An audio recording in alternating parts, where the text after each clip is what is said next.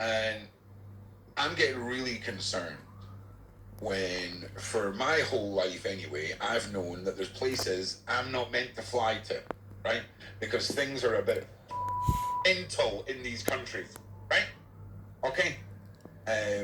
One of them being Rajasthan, right? Afghanistan, right? The cultures that are prevalent that were witnessed by British soldiers that have been backed up with historical events concerning little boys in Afghanistan that are turned into the dancing boys of Afghanistan is absolutely disgusting. I said yesterday that human life is us. The next human life, all life is important, it's all equal. Cultures, however, I'm sorry, there's a hierarchy to those, all right? And do you know what's at the top? Civilization. Civilization, right? And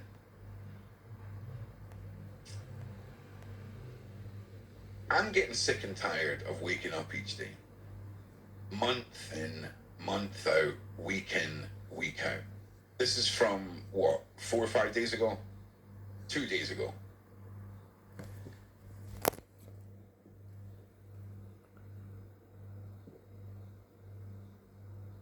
So this goes on and on. You know, when you do a Google search or a news search and you're just endlessly scrolling down to horrific reports of illegal migrants murdering your people, abusing your people, when your children and women are no longer safe. And then we have morons, absolute left-wing, absolute idiots coming into chat and saying the UK is not at boiling point. Do you know what the UK is waiting on? We're waiting on our suicidal empathy just to fully run out.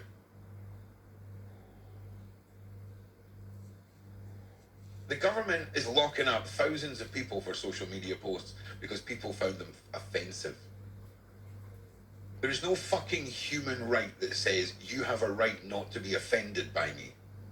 Until now.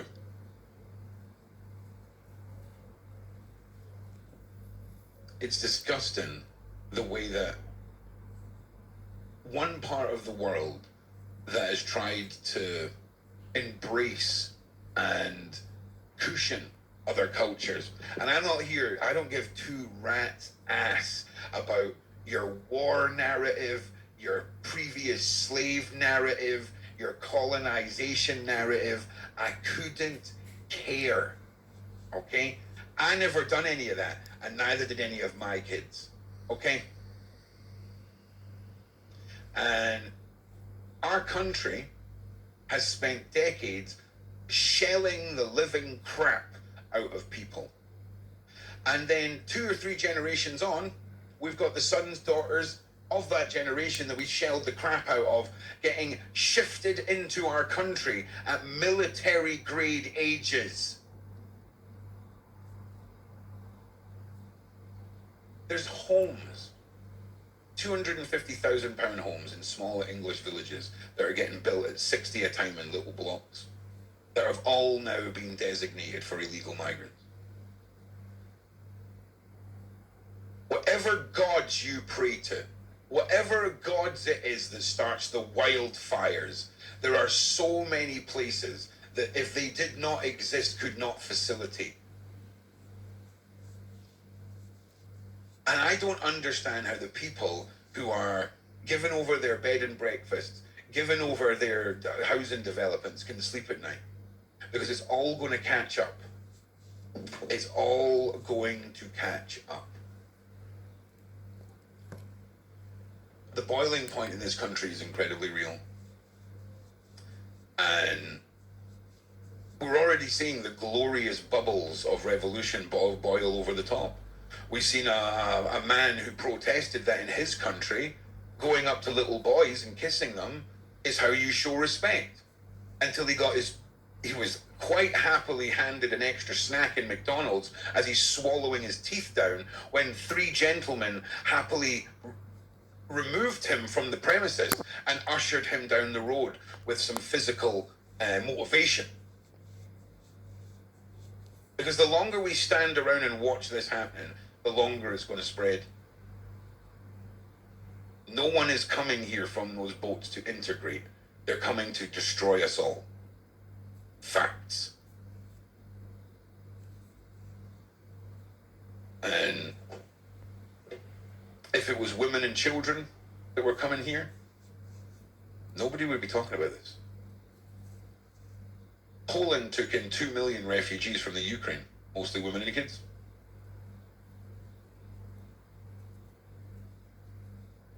Why is no one talking about the genocide of Christians all over Africa right now? Why are we not talking about the name of the place, which forgets me now? There was an entire village encircled by rebels and starved out. And more people died in that in the first couple of days than have in the whole of the who's Israeli in charge conflict. The media systematically puts in front of you whatever rage bait and whatever plays into their narrative. And yeah, it does my head in. And you know, I'm not a Christian, right? But I'm on very good terms with Jesus. He's a cool guy. And you know what fascinates me is when you start looking at people that study biblical stuff, and then they come out with their comparisons of Christianity and other faith, another faith in particular. Let's just call it the fucking regime, right? Let's just call it that. And how when they talk about the rise of the Antichrist and the symbology within some, I can't remember. It was a little blonde dude on the Sean Ryan podcast, right? It's incredible how that barbarism has so many points that is the rising of their God that reflect with the rising of the bad guy from the Jesus book. Do you know what I'm saying? And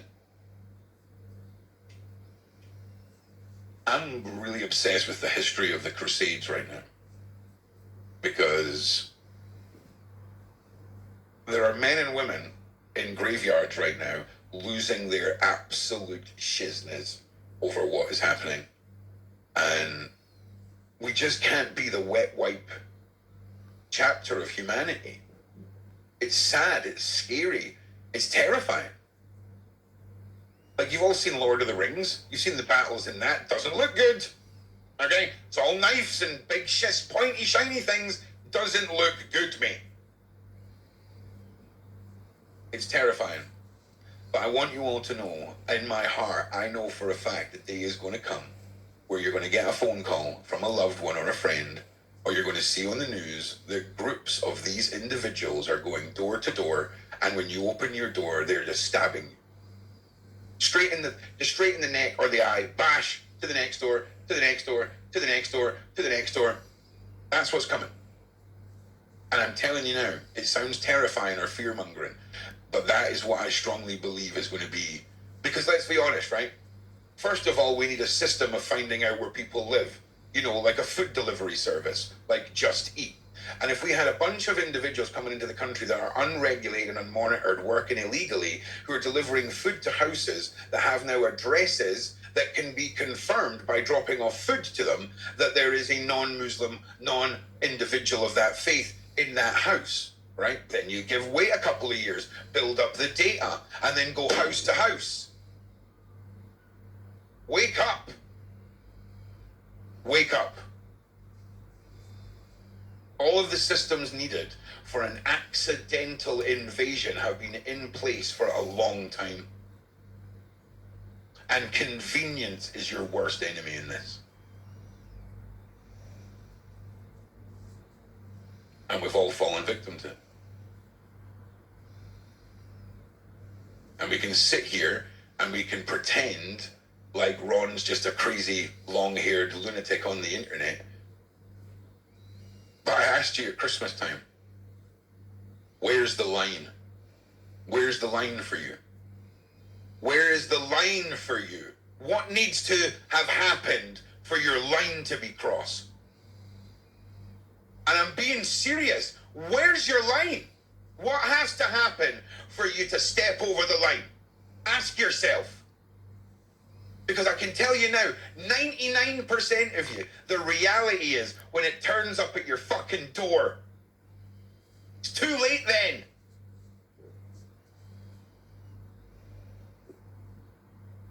You need to seriously reaffirm community. Okay? You need to know your neighbors. Yeah. We need to take accountability and responsibility for our own, and that goes for our wives, children, husbands, daughters, pets.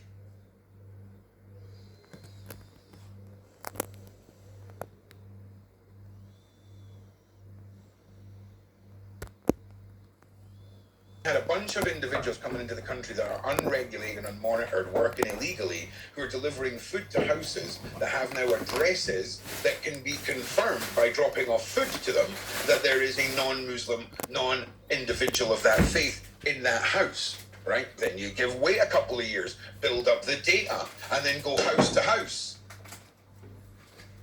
Wake up. Wake up. All of the systems needed for an accidental invasion have been in place for a long time. And convenience is your worst enemy in this. And we've all fallen victim to it. And we can sit here and we can pretend like Ron's just a crazy, long-haired lunatic on the internet. But I asked you at Christmas time, where's the line? Where's the line for you? Where is the line for you? What needs to have happened for your line to be crossed? And I'm being serious. Where's your line? What has to happen for you to step over the line? Ask yourself. Because I can tell you now, 99% of you, the reality is when it turns up at your fucking door, it's too late then. You need to seriously reaffirm community. Okay? You need to know your neighbors. Yeah. We need to take accountability and responsibility for our own, and that goes for our wives, children, husbands, daughters, pets, gardens, our street, our neighbor, the elderly people, the kids, all of them. All of them. Because the data points are out there, man. Years of Just Eat deliveries, years of all of this. And you don't think that's going to be used to... Come on. Come on, mate. You know, that's exactly what I would do. You know what I'm saying? So, and you know how I always say they've got to make us beg for the things we don't want? Do you remember how normal Just Eat and these delivery things felt as we came into lockdown? And then lockdown made all of the franchises, McDonald's, Burger King, KFC, the supermarkets, everyone then transitioned onto Just Eat, right? But before that, there was no McDonald's getting delivered or anything like this. And I'm not promoting McDonald's, but you understand the narrative of localized businesses, the local Chinese or the local Indian or the local Mexican takeaway place run by Sanchez and Juan and all these regular folk. That's what Just Eat used to be. It's now a massive corporation. And with that comes convenience for people that would never have maybe ordered Chinese or an Indian. You know, little old lady down the road, old Morag, you know, she prefers to shop at Scotmid, which she can now get delivered. And when you look at it all as demonic technology that is woven together through us begging for convenience, begging for the things we didn't realize that we don't want, it's another example of this. The classic and most famous example I give is look at the iPhone 1 and how much grooming it took for you to go from a touchscreen that makes phone calls and texts to a tracking device, a high-definition camera, your fingerprint, your face scan, your banking details, in some cases your travel documents and your medical care, all on one device. It took a quarter of a century for them to groom you into asking for those things you never wanted.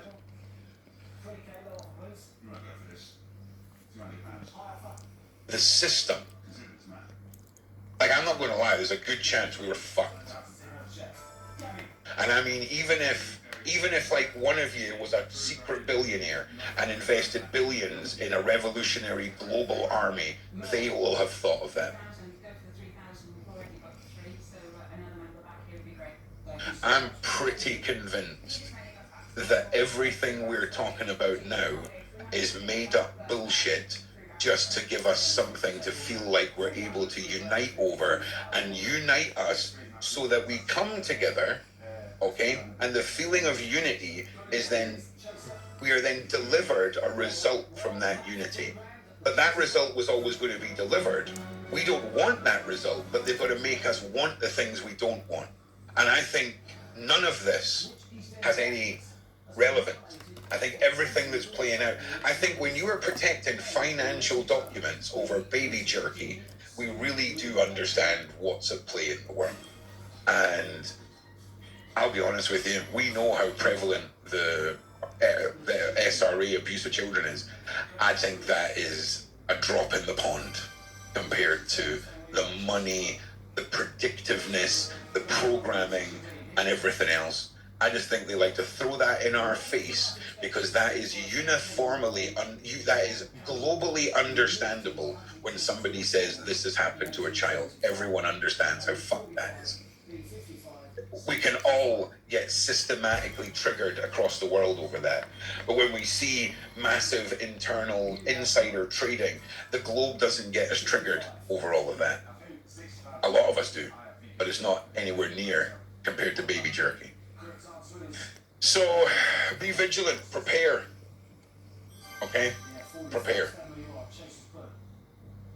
Because there are absolute morons that are going to come from the left and tell you that the culture that they want to come over here, that, by the way, will stone you to death and behead you just for your life choices. Okay? He, she, they, them. Morons, man. Absolutely laughable. Laughable. And if you don't trust me, you and your blue-haired lesbian girlfriend, okay, who used to be called Brian, by the way, can fly over to Afghanistan or Palestine and see how you get on. For science. See how much of a shit is given about you and your blue-haired girlfriend out there. See who you're fighting for. Just honestly, it makes me so mad. It makes me so mad. So anyway, Ron's not a fucking fifer. Thank you very much. Okay? I'm from Edinburgh. I'm not one of those mad Fife folk. Okay? But Fife's alright. You can be considered not north of the wall.